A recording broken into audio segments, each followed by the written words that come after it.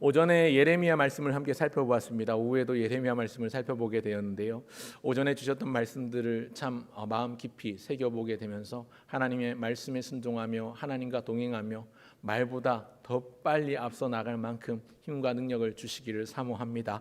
오후 시간에도 함께 예레미야 말씀을 살피게 되었습니다.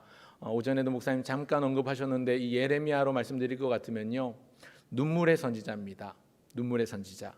유다 백성에게 하나님을 거역하고 우상을 섬기며 말씀에 불순종하면 하나님의 무서운 징벌이 임할 것이라는 것을 선포하며 호소하며 눈물로 전했던 선지자가 예레미야입니다. 화면을 한번 보여주십시오. 이 동시대에 함께 활동했던 선지자들이 있습니다. 스바냐나 하박국과 함께 동시대에 활동했던 사람이기도 하고요. 남유다의 마지막, 이스라엘은 이미 멸망당한 상태에서 남유다의 마지막 왕 5왕이 통치하는 기간, 5왕이라고 해봐야 100년 정도밖에 되지 않습니다. 그 100년도 안 되는 그 기간 동안 예레미야가 활동을 하면서 하나님의 말씀을 많은 사람들에게 전하며 호소하고, 또 본인이 굉장히 억울한 일을 당하기도 하고 핍박을 받고 감금을 당하기도 하고 어려움을 많이 당하기도 했는데, 그래서 내가 다시는 선포하지 않겠다라고 이야기할 정도로 그런 깊은 슬픔과 탄식에 사로잡히기도 했는데, 그렇게 하는 것마저도 마음에 불붙는 것 같게 하셔서 다시 눈물로 선포했던 선지자가 예레미야입니다. 오늘은 예레미야 18장 말씀을 읽어보았는데요. 오후 시간에 이 예레미야 18장에 나오는 모습을 통해서 오늘 우리에게 주시는 말씀, 오전에 주셨던 말씀뿐만 아니라 오후에도 주시는 이 예레미야의 눈물 어린 탄식과 또 하나님께서 주시는 회복의 약속에 대해서 우리가 기대함으로 나아갈 수 있었으면 좋겠습니다. 우리 첫 번째로 기억할 것, 흙과 같은 존재라는 것입니다. 우리가 기억해야 될 것 첫 번째는 흙과 같은 존재입니다. 한번 따라하겠습니다. 흙과 같은 존재. 네. 여러분, 우리 인생은요, 진흙과 같은 존재입니다. 오늘 읽은 본문에 보면 하나님께서 토기장이의 집으로 내려가라고 예레미야에게 명령하십니다. 토기장이의 모습을 통해서 자기 백성을 향한 하나님의 마음을 표현하시고자 하시는 겁니다. 토기장이의 집에 내려간 예레미야는요, 농로 위에 진흙을 올려두고 그릇을 만드는 토기장이의 모습을 보는데요, 여기 나오는 농로가 뭐냐면 지금 화면에 보시는 것처럼 어떤 할아버지 장인이 앞에 지금 뭔가 큰 물건을 놔두고 있죠. 이 농로는 나무나 돌로 만든 2개의 원판 위에다가 발로 원판을 돌리게 되어 있는 물레판을 말합니다. 아마 너무나도 유명한 사랑과 영혼 영화에서도 이 물레 돌리는 장면이 있는데요, 여러분들 다 아실 건데요. 그때 나오는 물레를 떠올리시면 이제 잘 이해가 되실 겁니다. 이 농로 위에서 일하는 토기장이의 모습을 봅니다. 그리고 이 모습을 통해서 하나님께서 예레미야에게 또 예레미야를 통해서 알려주시는 게 있습니다. 그게 뭐냐면 하나님은 토기장이요, 백성들은 진흙이라는 사실입니다. 하나님이 토기장이요, 백성이 진흙이라는 사실인데요, 오늘 이 사실 우리에게도 주시는 말씀으로 받기를 원합니다. 하나님은 토기장이요, 우리는 진흙입니다. 한번 따라 하실까요? 하나님은 토기장이요, 우리는 뭐라고요? 우리는 진흙입니다. 여러분, 창세기 2장 7절에 보면 이렇게 말씀합니다. 하나님께서 말씀하시기를 여호와 하나님이 땅의 흙으로 사람을 지으시고 생기를 코에 불어넣으시니 사람이 생명이 된지라.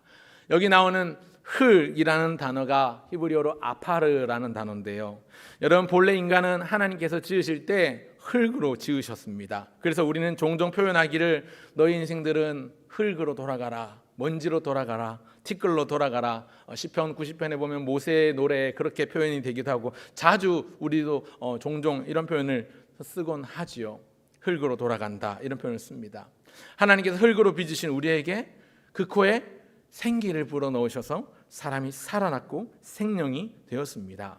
그러고 보면 성경에 말씀하기를, 사실 이사야서에서 이런 표현이 나오는데요, 너희는 진흙이고 나는 토기장이다 말씀하시는 이 하나님의 말씀이 좀 더 선명하고 분명하게 들리는 것 같습니다. 여러분, 시편 기자는 이렇게 고백합니다. 시편 103편 14절에 보면요, 같이 한번 읽어볼까요? 시작. 이는 그가 우리의 체질을 아시며 우리가 단지 먼지뿐임을 기억하심이로다. 아멘. 여기도 먼지라는 단어가 나오는데 역시 방금 전에 우리가 살폈던 흙이라는 히브리어 단어와 같은 단어입니다. 아파르라는 단어가 나오는데 먼지, 흙, 티끌 이런 뜻을 가지고 있는데요. 같은 뜻입니다. 하나님께서 우리가 먼지뿐임을 알게 하셨다. 하나님께서 우리가 티끌로 지어진, 우리가 흙으로 지어진 존재라는 걸 분명히 알려주시는 거지요. 그저께 저와 함께 신학교에 입학하고 졸업했던 동기 목사님 사모님이 하나님의 부름을 받아서 장례식을 다녀왔는데요. 어제 발인을 하고 했는데 장례식을 경험하고 장례식에 참여할 때마다 느끼는 여러 가지 감정들이 있습니다. 제가 2003년부터 전도사로 교회 사역을 시작하고 올해 벌써 20년째가 됐는데 수많은 장례식들을 치르고 또 경험하고 목격하면서 여러 가지 생각들이 들었습니다. 한 번은 오래전에 전도사 때였던 것 같습니다. 그 전도사 때 오래전에 연고가 없는 분의 장례를 치른 적이 한 번 있는데요. 이 친인척이 없기 때문에 뭐 선산이고 납골당이고 뭐 안치할 뭔가 그런 상황 자체가 주어지지 않았습니다. 근데 무연고자에 대해서 이 장례를 처리하는 제도가 국가적으로 있더라고요. 처음 알았었는데 그때 당시에. 그래서 무연고자에 대한 장례를 처리하기 위해서 나라의 도움을 받아서 이제 화장장에서 화장을 하고 수목장처럼 유골을 받아서 뿌리게 되는데 일가 친척 가족이 아무도 없으니까요. 이 장례를 치를 때 이 화장장의 추모공원의 직원이 교회에 부탁을 하더라고요. 교회 목사님께서 이걸 좀 해주셔야 되겠습니다. 그래서 유골을 뿌리는 거를 제가 섬기던 교회 담임 목사님이 이렇게 하는 걸 보았는데 그날따라 바람이 많이 불었어요. 요새 어제 그제 바람이 굉장히 많이 불었었는데 바람이 많이 부니까요. 유골을 이제 수목장 하는 그 공원 뜰에다가 뿌리는데 이게 유골을 뿌릴 때 참 인생이 참 먼지 같다라는 말이 가슴 깊이 와닿는 걸 보았습니다. 이게 뼈 유골을 뿌릴 때 이렇게 바람에 흩날리지 않습니까? 화면을 한번 보여주겠습니까? 바람에 흩날리는데요. 장례식을 참석하면 마음이 여러 가지로 숙연해지지만 우리 인생들이 참 흙으로 이렇게 돌아가는구나, 티끌 먼지처럼 돌아가는구나라는 생각을 하면서 참 만감이 교차했습니다. 여러분, 우리 인생이 참 흙으로 돌아가는 먼지와도 같다는 이 말씀이 그런 장례를 경험할 때마다 가슴 깊이 와닿는 것 같습니다. 여러분, 그런데요, 이 흙이라는 단어, 영어에 humility라는 단어가 있습니다. 겸손이라는 단어, 또 혹은 humble이라는 이 겸손한이라는 단어, 그리고 인간을 뜻하는 human이라는 단어, 이 영어 단어들이요, 어원이 라틴어 humus에서 왔다고 합니다. 라틴어 humus는요, 그 humus의 뜻이 뭐냐면 흙, 먼지 이런 뜻입니다. 티끌, 재 이런 뜻도 가지고 있고요. 땅이라는 단어 의미도 있는데요.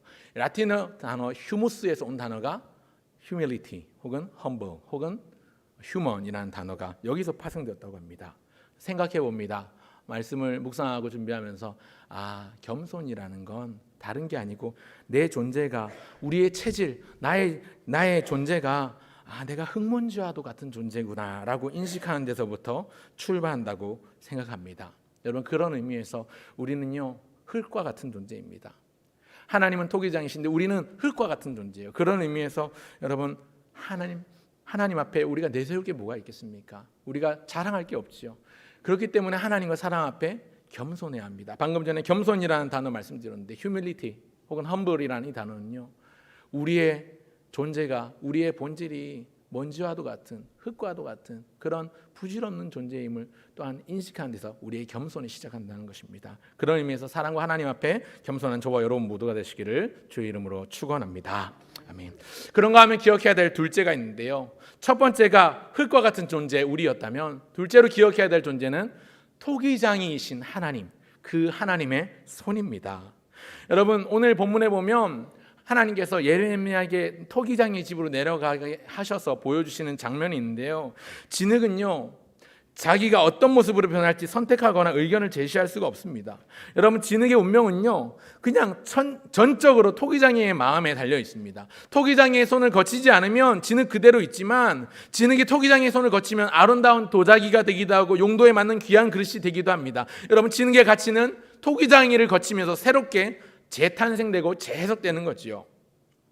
토기장이는 숙련된 손으로 진흙을 빚습니다. 그리고 무엇이든지 만들어냅니다. 진흙은 전적으로 토기장이의 손에 달려 있습니다. 토기장이 손에 믿고 자기를 맡기는 진흙이 할 수 있는 최선의 모습인 것이죠. 본문 6절은 이렇게 말씀하는데 같이 한번 읽어보겠습니다. 6절 시작. 여호와의 말씀이니라 유다 족속아 이 토기장이가 하는 것 같이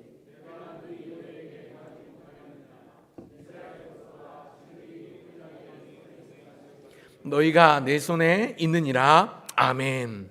사랑하는 성도 여러분, 우리가 하나님의 손 안에 있는 줄 믿습니다. 아멘. 여러분, 우리는 진흙입니다. 토기장이신 그분께서 우리를 만드시는 줄 믿습니다. 우리를 빚으시는 줄 믿습니다. 토기장이신 그분께서 진흙된 우리의 모든 것을 주관하시고 이끌어 주시는 분이신 줄 믿으시길 바랍니다.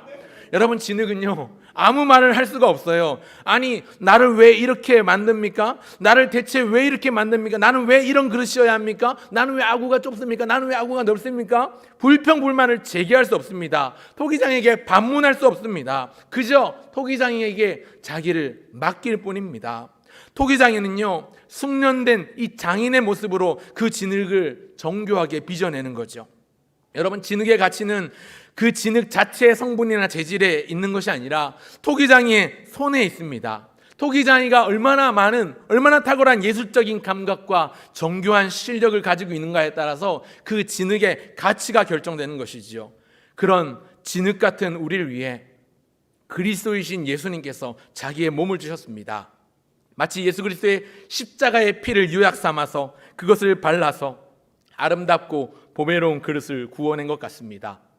우리는 질그릇 같고 나무 그릇 같고 보잘것없는 그릇 같아도 우리가 이 그릇 안에 보배를 가졌다면 우리가 귀하게 쓰임받을 수 있는 것이지요. 여러분, 성경 전체는요, 그리스도이신 예수님으로 인해서 진흙과 같던 우리가 새롭게 된다고 말씀하고 가르쳐 줍니다. 그리스도의 사랑으로 말미암아서 토기장이신 하나님 앞에 가장 값지고 귀한 그릇이 되었음을 성경은 우리에게 가르쳐 주는 겁니다. 그런 의미에서 우리는 가장 가치로운 진흙입니다. 아까 부질없는 흙이라고 했는데, 여러분, 우리가요 그냥 그대로 있으면 부질없는 흙, 먼지로 돌아갈 만한 내세울 것 없는 그런 티끌과 같은 존재지만 하나님의 손에 붙들리면, 토기장이신 하나님의 손에 붙들리면 가장 가치롭고 아름다운 진흙이 되는 줄 믿습니다. 여러분, 가장 가치로운 흙, 가장 비싼 흙이 되는 것이죠. 그런 의미에서 옆에 계신 분에게 그렇게 한번 축복합시다. 당신은 가장 비싼 진흙입니다. 그렇게 한번 해주십시오. 한 번 더 하십시오. 당신은 가장 가치로운 진흙입니다. 이 진흙이 가치로우려면요, 토기장이 하나님께 붙들려 있어야 돼요. 토기장이신 하나님께 붙들리는 저와 여러분들 모두가 되시길 바랍니다. 여러분, 이 흙이라는 뜻에는 아까 제가 라틴어 보여드렸습니다만 땅이라는 뜻도 있거든요. 여러분, 우리가 진흙과 같은 존재이지만 또 땅과 같은 존재입니다. 땅에서 나온 존재 아닙니까? 가장 비싼 땅, 가장 비싼 흙이기도 합니다. 부동산이 얼마 없어서 혹시 낮은 자존감을 갖고 계신 분, 자부심을 가지셔야 됩니다. 여러분, 가장 비싼 땅, 가장 가치로운 땅, 여러분 자신임을 좀 기억하셨으면 좋겠습니다. 오늘 본문에 보면 이스라엘 족속을 진흙이라고 했습니다. 그런데 문제가 있습니다. 이 이스라엘 족속에 문제가 있는 겁니다. 진흙에 문제가 있는 겁니다. 4절을 다시 한번 보실까요? 4절 제가 읽겠습니다. 진흙으로 만든 그릇이 토기장이의 손에서 터짐에 그가 그것으로 자기 의견에 좋은 대로 다른 그릇을 만들더라. 문제가 뭐냐면요, 백성들이 하나님께 순종하지를 않았습니다. 우상을 섬기며 하나님 앞에 범죄했습니다. 뿐만 아니라 자기 마음의 원함을 따라서 살면서 하나님을 등지고 배역합니다. 하나님과 하나님의 말씀을 놓아버리고 던져버린 겁니다. 누가요? 백성들이요. 토기장이가 생각하는 대로 원하는 대로 만들어지지 않는다는 거지요. 토기장의 손에 문제가 있을까요? 아니요, 그렇지 않습니다. 토기장의 손은 정확합니다. 실수가 없습니다. 그 토기장의 손으로 만지십니다. 지으십니다. 빚으십니다. 그런데 문제가 뭐냐면 토기장의 손에서 자꾸만 이 진흙이 터져나가는 거예요. 자꾸만 결대로 원하는 대로 안 만들어지고 엉뚱하게 빚어지는 겁니다. 토기장의 손에서 터져나간 이 그릇의 문제는 진흙의 문제입니다. 진흙이요, 제멋대로 자기 원하는 대로 자기 생각대로 움직이려고 하니까 엉망진창이 돼서 토기장의 손을 벗어나가는 겁니다. 도기를 이렇게 돌리다가 조금만 손을 놔두면요, 휙 돌아가는 그 원심력과 이런 힘 때문에 마음대로 이렇게 토기가 막 돌아가요. 헝클어져요. 그렇게 막 벗어나는 거죠. 저는 이 모습을 보면서 오늘 우리 자신, 저 자신의 모습을 봅니다. 우리 모습을 생각해 봅니다. 마치 농로의 회전판 위에 있는 올려진 진흙처럼 하나님의 손으로 만드시고 빚으시는 진흙인데 이 진흙이 토기장이의 뜻대로 의도대로 빚는 이의 손대로 움직여지는 게 아니라 뻣뻣하게 굳어서 결대로 움직이지 않고 엉뚱하게 되려고 하니까 자꾸만 부서지고 망가지고 깨지고 터져서 헝클어지는 겁니다. 혹여 우리의 삶이, 혹여 내 삶이 그렇게 농로 회전판 위에 있는 진흙처럼 우리가 토기장이의 손을 꺼리면서 내 뜻대로 되길 바라면서 그렇게 토기장이를 반항하는 그런 모습이 있지 않은지 돌아보게 됩니다. 요새는 학교에, 초등학교나 이런 데 가면, 유치원이나 초등학교에 가면 진흙으로 된 찰흙을 쓰지 않습니다. 클레이라고 해가지고 이제 합성 수지로 된 그런 걸 하는데, 예전에 저 초등학교, 국민학교 다닐 때까지만 하더라도 찰흙을 많이 썼던 거예요. 점토 찰흙을 가지고 미술 시간에 뭘 만들기도 하고 했었는데, 남자애들이요 유독 장난을 많이 치는 게 찰흙이요 오래되면 굳어지지 않습니까? 그래서 말리고 습기가 날아가면 딱딱해지는데, 이 찰흙을 빗다가 안 예쁘고 좀 망쳤다 싶으면 이걸로 장난을 쳐요. 어떻게 하냐면 조금씩 뭉뚱그려 떼가지고 막 서로 던지고 벽에 붙여놓고 막 책상 밑에 붙여놓고 깔아놓고 뭐 자꾸 이렇게 애들 신발 밑에도 붙여놓고 뭐 그렇게 장난을 많이 쳤던 것 같은데, 여러분 왜 이런 얘기를 하냐면, 여러분 찰흙이든 점토든 진흙이든 빚는 대로 빚어집니다. 그런데 이게 잘 안 빚어지면요, 그렇게 장난을 치다가 안 빚어지면요, 그렇게 버리듯이 던지거나 이렇게 장난을 쳐요, 아이들이. 여러분 지금 왜 제가 얘기하냐면, 보통 토기장이들은요 이 진흙이 이 농로 위에 얹혀놓고 그릇을 빚을 때요 잘 안 빚어지거나 조금 뭔가 실수하고 비틀어지면, 흙이 마음에 안 들면, 흙이 너무 질거나 혹은 너무 되거나 그래서 반죽이 제대로 안 돼 있으면 이 흙을 그냥 흙더미에 갖다 버리는 거예요. 그냥 원래 있던 진흙 가져온 밭에다가 그냥 버리죠. 그리고 새로운 흙을 찾아서 다시 반죽을 맞춥니다. 아니 심지어 토기를 다 만들다 하여도 마음에 들지 않으면 그 자리에서 과감하게 지체 없이 깨어 부수어 버리는 게 장인들의 모습입니다. 보통 일반적인 토기장이의 모습입니다. 많이 부순 만큼 남아있는 것들의 가치는 더 소중해지는 것이지요. 그런데 오늘 읽은 본문, 이 예레미야 18장에 나오는 이 본문에 나오는 토기장이는 그렇게 하질 않습니다. 어떻게 합니까? 4절을 다시 보실까요? 4절 이번엔 같이 한번 읽어보면 좋겠습니다. 4절을 같이 읽겠습니다. 4절 시작. 진흙으로 만든 그릇이 토기장이의 손에서 터짐에 그가 그것으로 자기 의견에 좋은 대로 다른 그릇을 만들더라. 토기장이 어떻게 했냐면, 그가 그것으로 자기 의견에 좋은 대로 다른 그릇을 만들더라, 이렇게 말씀하고 있습니다. 즉 망가진 그 반죽, 그 터져나가는 그 그릇들을 하나님의 선하신 의견대로 다시 또 다른 그릇으로 만들더라고 합니다. 반죽이 안 좋아서 막 터져나가고 뻗팅기고 막 제멋대로 엉망진창인 그 진흙을 하나님의 의견대로, 하나님의 의견에 좋은 대로, 이 부분을 영어 성경 NIV 성경에 보니까 shaping it as seemed best to him 이라고 얘기하는데, 이게 무슨 뜻이냐면 그에게 있어서 가장 좋은 최고의 것으로 만드시더라는 겁니다. 여러분 진흙이 질이 안 좋아서 토기장이 뜻대로 안 뭉쳐지고 막 터져나가고 손길대로 안 된다 하더라도, 토기장이가 그 흙더미를 갖다 버리는 게 아니라 다시 빚어서 선한 것으로 그분의 좋은 뜻대로 다시 빚으시더라는 겁니다. 이 토기장이, 선한 토기장이가 바로 우리 하나님이신 줄 믿으시길 바랍니다. 여러분 성경에 보면 많은 사람이 이 토기장이신 하나님의 손을 거쳐서 아름답고 귀한 그릇이 되었습니다. 원래는 좋은 진흙이 아니었는데, 원래부터 질이 좋아서 예쁘게 만들어진 그릇도 종종 있습니다만 대부분은 안 그런 진흙입니다. 문제가 많습니다. 그런데 하나님이 빚으시니까 온전해지더라는 거예요. 구약시대 야곱을 떠올려 보십시오. 야곱, 그 이름 뜻 자체가 일단 속이는 자입니다.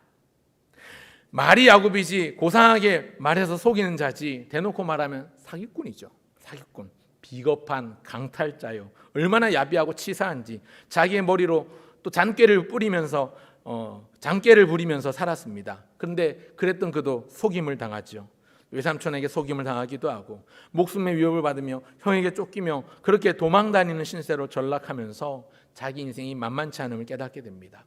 이리저리 치이고 몸과 마음이 많이 망가져서 허탈한 가운데 어찌할 바를 모르던, 그래서 쫓기던 야복나루, 이 야복 강가에서 하나님을 만나죠.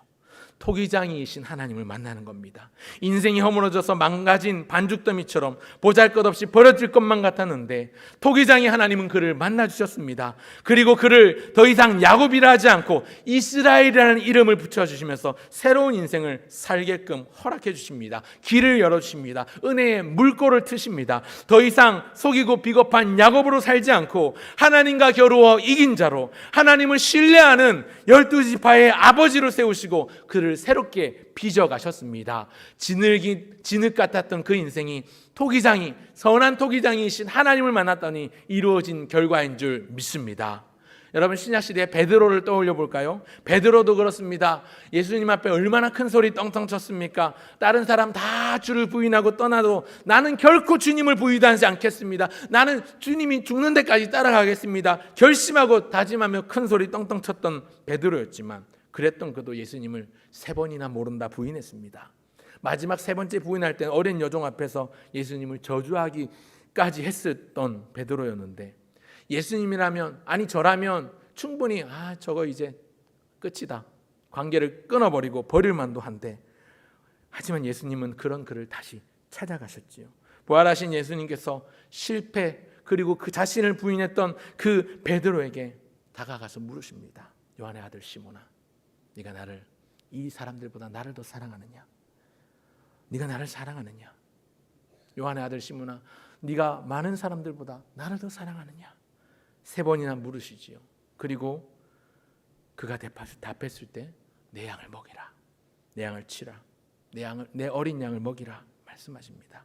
여러분, 그 주님이 다시 찾아가심이 없었다면, 주님이 너 나를 사랑하느냐 물어주시지 않았다면, 베드로는요, 오늘 우리가 이 위대한 사도로, 성경에 나오는 이 베드로전서 우리가 새벽에 살펴보고 있지만 이런 위대한 성경을 기록한 예수님의 수제자로 남아있지 않았을 겁니다. 아마 예수님을 배반하고 잔인하게 피밭에서 죽었던, 그 아겔다마라 이름하는 곳에서 죽었던 가룟 유다와 다를 바 없는 배신자로 남아있었을 것입니다. 아마 폐기장에 던져버려진 진흙뭉치 더미가 되었을 것입니다. 하지만 예수님은 그런 헝클어진 진흙더미 같은 그 베드로를 다시 찾아가 주셨고, 터지고 망가진 그릇을 다시 만지시고 빚으셔서 선한 대로 만드시고 그를 세우시고 내가 내 반석 위에 교회를 세우겠다 말씀하신 그 말씀들을 이루어 주셨습니다. 사랑하는 성도 여러분, 오늘 그렇게 농로 회전판 위에 헝클어진 진흙의 모습으로 계시진 않으십니까?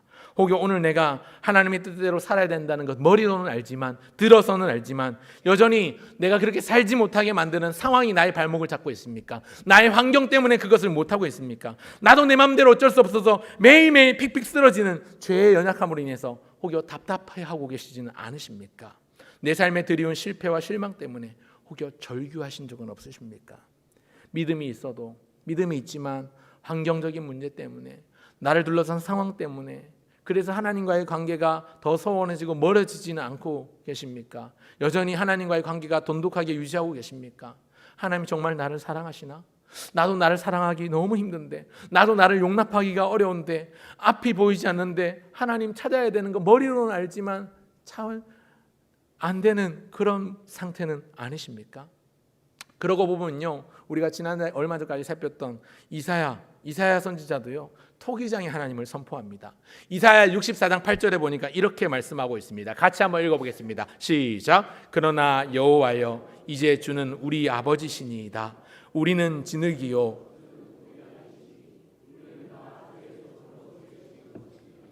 아멘. 우리는 다 주의 손으로 지으신 것이니이다. 아멘. 여러분, 오늘 망가지고 허물어진 데서 다시 빚으시는 숙련된 도공의 손이 있습니다. 이 손은 우리 하나님의 손입니다. 우리 하나님의 손으로 우리를 빚으실 줄 믿습니다. 그러기 위해서 해야 되는 게 있는데요, 그게 뭐냐면요, 셋째, 민낯 그대로 토기장이신 하나님 앞에 서는 것입니다. 한번 따라합시다. 민낯 그대로 토기장이 앞에, 한 번 더, 민낯 그대로 하나님 앞에. 여러분, 우리는 흙과 같은 존재고요, 가만히 있으면 그냥 흙과 같은 존재 그대로 그냥 부질없이 먼지처럼 그냥 사라질 존재인데, 토기장이신 하나님, 그분의 손에 붙들리면요, 위대한 걸작으로 세상 하나밖에 없는 명작으로 남게 되는 것이지요. 그렇게 하나님께서 우리를 빚으시기 때문입니다. 우리를 빚으시게 하기 위해서 우리는 하나님 앞에 겸손함으로 민낯 그대로 있는 모습 그대로 나아가야 합니다. 진흙이요 토기장이 앞에 놓여 있어야 토기장이가 이 진흙을 빚어내는 것이지요. 우리가 하나님 앞에 나아가야 우리를 빚어주시는 것입니다. 내 힘을 빼고요 토기장이 하신 하나님을 믿고요 내 삶을 내어 맡기면 되는 겁니다. 오늘 우리의 삶을 하나님 앞에 기꺼이 내어 맡기는 저와 여러분 모두가 되시기를 간절히 소원합니다. 여러분, 우리를 온전하게 다시 빚으시는 토기장이 그의 의견에 좋은 대로 터진 그릇을 다시 다른 그릇으로 만드시더라, 이렇게 말씀하는데요. 여러분, 구약성경 우리가 잘 아는 욥은요, 욥기에 보면 고난받던 욥이 하나님을 고백하지요. 동쪽, 서쪽, 남쪽, 북쪽 다 둘러봐도 하나님이 도대체 보이질 않아요. 하나님이 도대체 어디 계신지 모르겠습니다. 희망도 없고 절망적인 상황이었습니다. 자기를 위로하고자 찾아왔던 친구들은요, 친구들이 건네는 위로라고는요, 자기를 더 괴롭게 할 뿐이었습니다. 어느 누구도 자기를 건져줄 수 없고 누구도 자기를 이해해 줄 수 없는 그때에 그런 그가 고백하기를, 하나님의 고난이 이어질 때 그가 고백하기를 욥기 23장 10절에 이렇게 말씀합니다. 욥기 23장 10절 같이 읽겠습니다. 시작. 그러나 내가 가는 길을 그가 아시나니 그가 나를 단련하신 후에는 내가 승금같이 되어 나오리라. 아멘. 그가 나를 단련하신 후에는 내가 승금과 같이 되어 나오리라.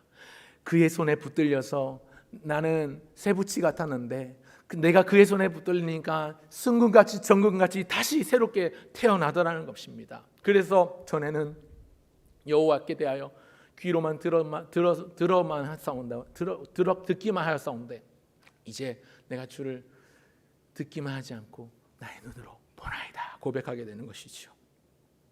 쇠붙이로 불에 풀무지를 해서 승금을 걸러내는 것처럼, 물은 진흙을 가마에 넣고 구우면 단단하고 아름다운 그릇이 되는 것처럼 토기장이 되신 그분 앞에 부합한 좋은 진흙이 되어야 합니다.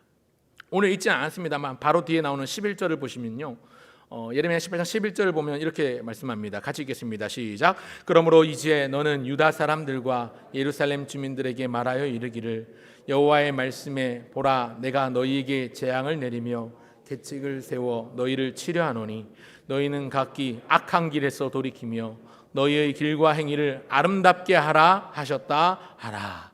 너희는 각기 악한 길에서 돌이키며 너희의 길과 행위를 아름답게 하라, 이렇게 말씀하지요. 그렇게 무너진 예루살렘, 그렇게 무너졌던 그 백성들을 향해서 말하기를 이제 악한 길에서 돌이켜 길과 행위를 똑바로 하라, 그렇게 말씀하십니다. 토기장이의 손에 나를 맡기는 좋은 진흙이 되어야 된다는 것이죠. 토기장이의 손에 나를 맡기는 좋은 진흙이 될 때에 하나님은 연약한 우리를 다시 빚으시고 다시 새롭게 하실 줄 믿습니다. 오늘 사랑하는 성도 여러분, 우리의 마음 가운데 기도의 소원이 생겨나게 되기를 바랍니다. 하나님, 저는 보잘것없습니다. 뭉개지고 헝클어지고 연약하고 부족한 제멋대로 터져나가는 고집불통 진흙입니다. 그러나 하나님, 우리를 다시 빚으시고 나를 새롭게 만드시고 다시 새롭게 하시는 토기장이, 그 토기장이 되신 주님의 손으로 나를 붙들어 주옵소서. 주님이 나를 빚어 주옵소서. 항상 진실하게 내 마음을 바꾸어 주시고 내 영을 새롭게 하여 주시고 충만케 하여 주셔서 하나님의 형상 닮게 하시고 주님의 형상 닮아가게 하여 주시옵소서. 그렇게 기도하실 수 있길 바랍니다. 그렇게 기도하실 때 기도에 응답하시는 선하신 하나님께서 그 토기장의 손길로 진흙 같은 우리의 삶을 터치하게 될 줄 믿습니다. 말씀을 맺습니다. 사랑하는 성도 여러분, 기억하십시오. 다음 화면을 보여주실까요? 아이고, 제가 잘못했네요. 오늘 세 가지 말씀드렸는데요. 첫 번째, 두 번째 순서를 좀 바꿔서 기억하기 좋으라고 이렇게 이미지를 좀 떠올렸습니다. 손흥민 그림은 없애주셔도 되는데요. 제가 세 가지 말씀드린 것은요, 첫 번째 중요한 것, 두 번째로 말씀드렸습니다만 토기장이신 하나님의 손에 붙들리기 위해서 진흙과 같은 나를 빚으실 때 민낯 그대로 주 앞에 서야 합니다. 그래서 어떻게 하면 오늘 말씀을 사람들의 내리에 오래 남겨낼 수 있을까 고민하는 가운데 하나님의 손 그리고 흙과 같은 우리의 존재, 흙, 그리고 민낯 그대로 하나님 앞에 정직하게 서야 된다는 말씀을 드려서 이렇게 지어보았습니다. 네, 감사합니다. 그래서 세 글자로 줄이면 손, 흙, 민이 되는 거예요. 네. 기억하시기 좋겠죠. 여러분, 그렇게 하나님의 손은 붙들리는, 하나님의 손이 만들어내는, 빚어내는 그런 흙과 같은 우리가 되어서 민낯 그대로, 있는 모습 그대로 순종하며 기다릴 때 그분의 정교한 손 안에서 세상 하나뿐인 걸작품으로 새롭게 변화될 줄 믿습니다. 그렇게 우리를 걸작으로 만들어 가신 하나님의 일하심을 기대하며 기도하며 기다림으로 순종하시는 저와 여러분 모두가 되시기를 주의 이름으로 축원합니다. 아멘.